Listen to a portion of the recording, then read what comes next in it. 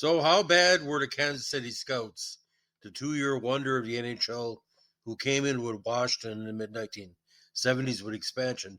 Well, we're going to talk about the two campaigns, and we will never talk about it again. The franchise eventually relocated to Denver to become the Colorado Rockies. And in '82, the Rockies relocated to New Jersey, where they have been known since then as the Jersey Devils, winning several Stanley Cups. Now, the logo for the team is one of the best Aboriginal logos I've ever seen. I'm surprised other teams never picked up on it. Now, in '74, the NHL ended its first significant expansion period that started in '67 by adding teams in Kansas City, Missouri, and Washington. Kansas City Hockey Associates, led by managing general partner Edwin G. Thompson, originally consisted of 22 investors. It was awarded a franchise on June 8, '72. Now, Kansas City Hockey Associates was one of four groups that applied for the franchise. Missouri Lieutenant Governor William Morris, former owner of the Central Hockey League's Kansas City Blues, Stan Glazer, and Arthur Rhodes headed up the other three potential ownership groups. Now, Kemper Arena was constructed to host the squad's home contests. Kansas City had been home of several minor league squads, and the Scouts had shared Kemper Arena with the Kansas City Kings basketball franchise from the NBA, which are now based in Sacramento. The arrival of the Scouts and the Capitals resulted in the NHL creating four divisions and renaming the conferences, which each had two divisions. And the Scouts were placed in the Smythe of the Campbell. Now, the owners of the Kansas City franchise originally wanted to call their team the Kansas City Mohawks, since the Kansas City metro area includes portions of Missouri and Kansas. The name would have combined Missouri's postal abbreviation and the Kansas nickname of Jayhawkers. However, the Blackhawks objected because of the similarity of Mohawks to their own name.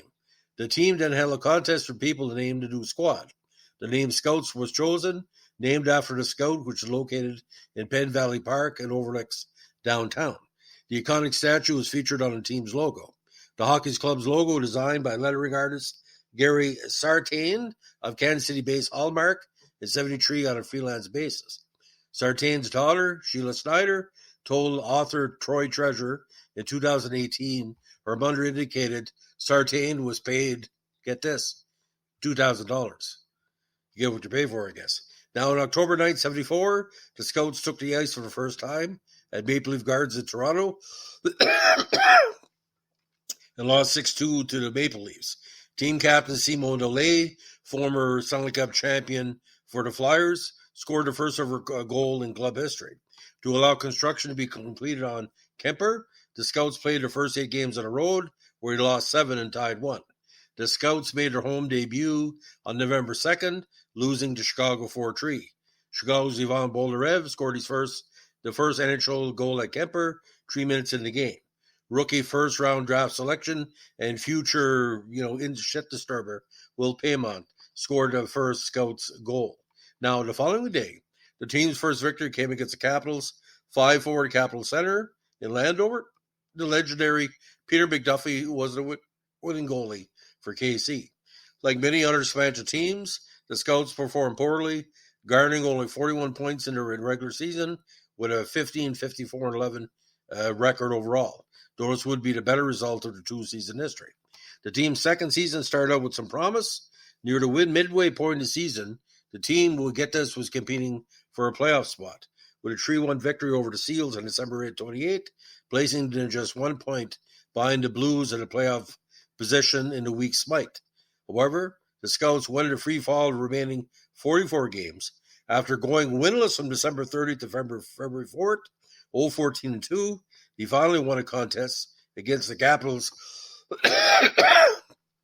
on February 7th before going 0-21-6 for the rest of the season. So get this, 1-35-8. The Scouts' second half crash left them with a season result of 12-56-12 and 36 points, still the worst record in the Scouts, Rockies, Devils franchise history.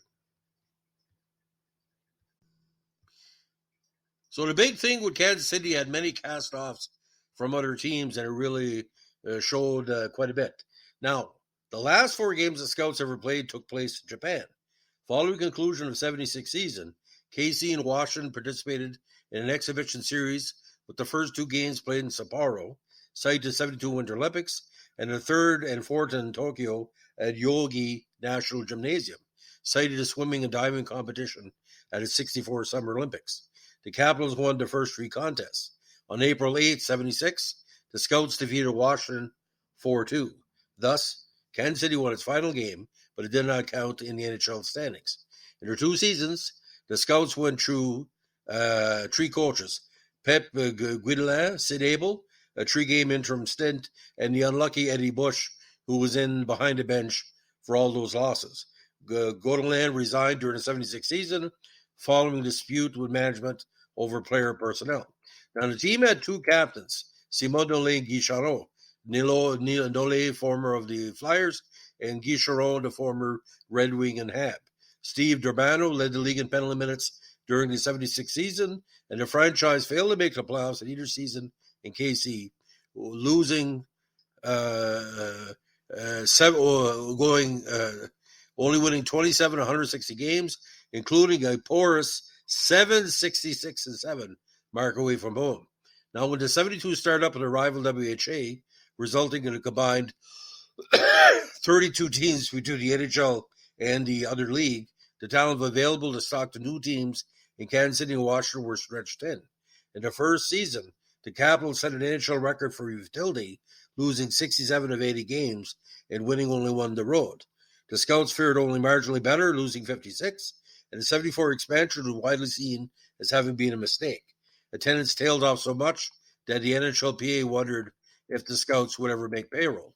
Now, the Scouts suffered from later player costs, undercapitalized ownership, an economic downturn in the Midwest, poor performance on the ice, and weak attendance. The Scouts only had 8,200 fans per game during the 2 years in a 17,000-seat Kemper Arena. At a time, the league average was 13,000. The team's group of 37 owners, buried in debt, mounted a season ticket drive to raise more revenue. When only 2,000 more season tickets sold, they concluded that the Scouts were not a viable venture and opted to sell. Now, while the Capitals were far worse on the ice, their owner, Abe Paulin, had the financing and the patience to absorb the typical struggles of the 1970s expansion team, thus the Bob Sirois era into the late 70s, early 80s. Now, the Scouts were put up on sale with a Denver-based group led by old man Jack Vickers looking to buy the club. A local group, according to author Troy Treasure, led by Scouts Limited partners Gene DeVore and George Shore, was also interested, but when the NHL informed the Scouts owners that they would be on the hook for more than $1 million in expansion and territorial fees, again owed to the Blues, if they didn't sell the Vickers, they reluctantly did so on July 26, 76. 3 weeks later, the 76th Republican National Convention was held at Kemper. Now, after just two campaigns in Kansas City, the club again became the Rockies. They played 6 seasons in Denver, then moved to New Jersey in 82. The last active scout in the NHL was Will Payma, who retired in 88. Now, the Scouts and the Seals, who moved to become the Cleveland Barons the same year, were the first NHL teams to relocate since the 35 season. Now, following the departure of the Scouts, Kansas City became a minor league hockey town again, mostly with the Kansas City Blades operating there in the IHL from 1990 to 2001. Within a few years of the Blades' departure, plans started for what is now known as the T-Mobile Center in downtown KC, which has led city officials to actively pursue a return to the NHL, speaking with the National Predators, Islanders, and Penguins about possible relocation. To this day, the Devils make almost no mention of their past as the Scouts or Rockies, as the Devils Media Guide and History sections of the Devils website do not acknowledge any captains, coaches, or GMs prior to the current group. However, inside the Prudential Center, the Devils' home rink, there is a mural on the second floor that shows the former arenas of the Rockies and Scouts, along with the Devils' original New Jersey home, the Brendan Byrd Arena. Now,